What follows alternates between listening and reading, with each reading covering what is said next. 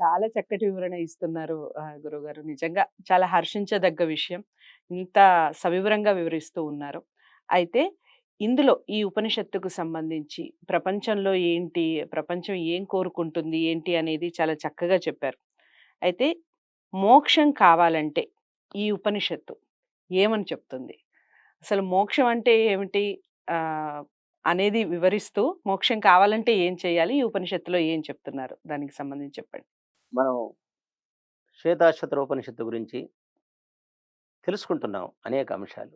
Madam గారు అడిగినటువంటి ప్రశ్న ఇందులో మనకు మోక్షం కావాలంటే ఏం జేయాలి అని ప్రశ్న అన్నమాట.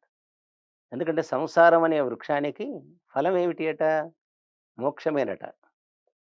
కాబట్టి బంధమోక్షాలు మనం బంధనంలో ఉన్నాం గాబట్టి, ఈ బంధం నుంచి, ఈ బంధనంలో నుంచి బయటపడాలి. పడడమే మోక్షం అన్నమాట. కాబట్టి మోక్షానికి ఏమిటి కారణము? అది. మోక్షం కావాలంటే మనం ఏం చేయాలి? ఈ ఉపనిషత్తు చెప్తున్నది చాలా చక్కగా యోగాన్ని ప్రాక్టీస్ చేయాలి అంటుంది.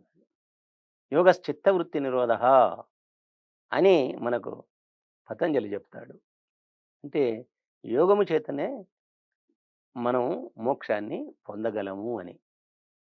కాళిదాసు కూడా రఘువంశంలో ఆయన యోగేనంతే తనుత్యజామంటాడు. అంటే యోగము చేతనే శరీరాన్ని విడిచిపెట్టాలంటాడు. అందుకే కొంతమంది విద్వాంసులంటారు, "అయ్యా!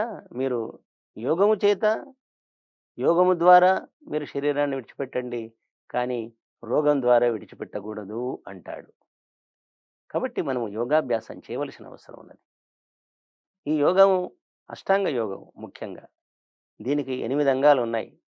యమ, నియమ, ఆసన, ప్రాణాయామ, ప్రత్యాహార, ధారణ, ధ్యాన, సమాధులు. ఇవి 8 అంగాలన్నమాట. వీటిని క్రమక్రమంగా మనం అభ్యాసం చేయాలి. అభ్యసించాలి. అభ్యాసం అంటే ఆచరణ అన్నమాట. అభ్యాస వైరాగ్యాభ్యాం తన్నిరోధః అంటాడు. ఈ చిత్తవృత్తుల్ని నిరోధించుకోవాలి. వాటిని నిరోధించుకుంటే యోగం సఫలమవుతుంది. యోగం అంటే పరమాత్మతో కలవడం అన్నమాట. పరమాత్మలో కలిసి ఉండడం అన్నమాట. పరమాత్మకు, ఈ ప్రపంచానికి మధ్యన ఉన్నటువంటి తేడా ఏమిటో తెలుసుకోవడం అన్నమాట. ఈ జడ ప్రపంచం ఇది. ఈ జడ ప్రపంచంలో మనం చేతనులం, జ్ఞానం కలిగినటువంటి వాళ్ళం. కాబట్టి ప్రపంచం యొక్క తత్వాన్ని మనం తెలుసుకోవాలి. పరమాత్మ యొక్క తత్వాన్ని కూడా తెలుసుకోవాలి.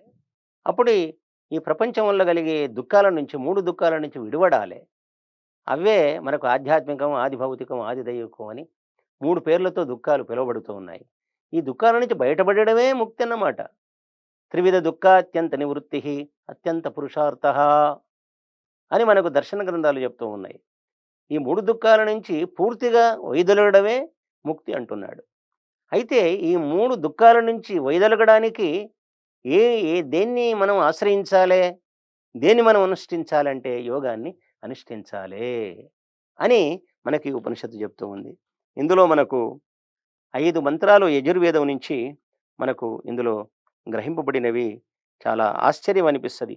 ఒక్కొక్క మంత్రం యుక్తేన మనసా వయం దేవస్య సవితుస్సవే స్వర్గ్యాయ శక్త్యా యోగులమైన మేము యోగాభ్యాసం చేత జ్ఞానాన్ని, సామర్థ్యాన్ని పొంది మోక్షం కొరకు పరమాత్మను మేము ప్రార్థిస్తాము. అది. పరమాత్మను ధారణ చేస్తాము. చూడండి ఎంత బాగా ఉంది. యుక్తేన మనసా అన్నమాట. కాబట్టి మనస్సు యుక్తేన మనస్సుతో మేమేం చేస్తాం మనం? మేము మనస్సును స్వాధీనం చేసుకొని భగవంతుని ధారణ చేస్తాము. అంటే మనస్సులో భగవంతుని ధారణ చేయడం అంటే తత్ర ప్రత్యేకతానత ధ్యానం అన్నమాట.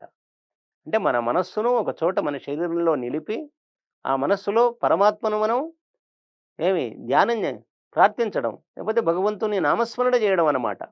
అది. మన మనస్సును శరీరంలో ఒక చోట నిలిపి, పరమాత్మ యొక్క నామస్మరణ చేస్తే, మరి అంతేకాదు భావన ఆ యొక్క ఆ శబ్దార్థాన్ని భావన చేసినట్లయితే, పరమాత్మ యందు పూర్తి భక్తి కలిగి ఉన్నట్లయితే దానికి ధారణ అని పేరన్నమాట. అట్లా ధారణ చేయాలి అనే మనకు వేదం చెప్తుంది. ఆ వేద మంత్రం ఇందులో గ్రహింపబడింది. అంతేకాదు ఇందులో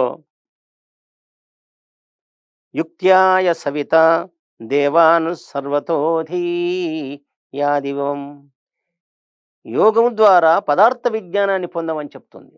అది. అంటే యోగం అంటే సమాధి అనే పేరు కూడా ఉంది యోగానికి. ఇందులో ఈ సమాధిలో 2 భాగాలున్నాయి. ఒకటి సంప్రజ్ఞాత సమాధి, రెండవది అసంప్రజ్ఞాత సమాధి. సంప్రజ్ఞాత సమాధిలో ఈ పంచభూతాల గురించి, పంచ సూక్ష్మభూతాల గురించి, తన గురించి తెలుసుకుంటాడు జీవుడు. ఆ తర్వాత అసంప్రజ్ఞాత సమాధిలో కేవలం పరమాత్మను తెలుసుకొని పూర్తిగా అతనిలో ఉండి ఆనందాన్ని అనుభవిస్తాడు. ఇది సమాధి యొక్క తాత్పర్యం అన్నమాట. సమాధి యొక్క ప్రత్యేకత అన్నమాట. దాన్ని ఈ వేద మంత్రాలు చెప్తున్నాయి.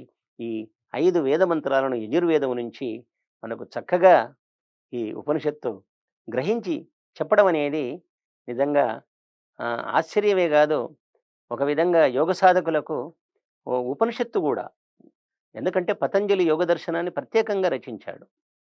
కానీ యోగ విషయాలు ఎక్కడెక్కడ వేదంలో ఉన్నాయో వాటిని ఈ ఉపనిషత్తులు కూడా గ్రహించి మనల్ని యోగులను కమ్మని యోగ సాధన ద్వారా పరమాత్మ పరమాత్మను సాక్షాత్కరించుకోమని చెప్పడం అనేది విశేషంగా భావించవచ్చు.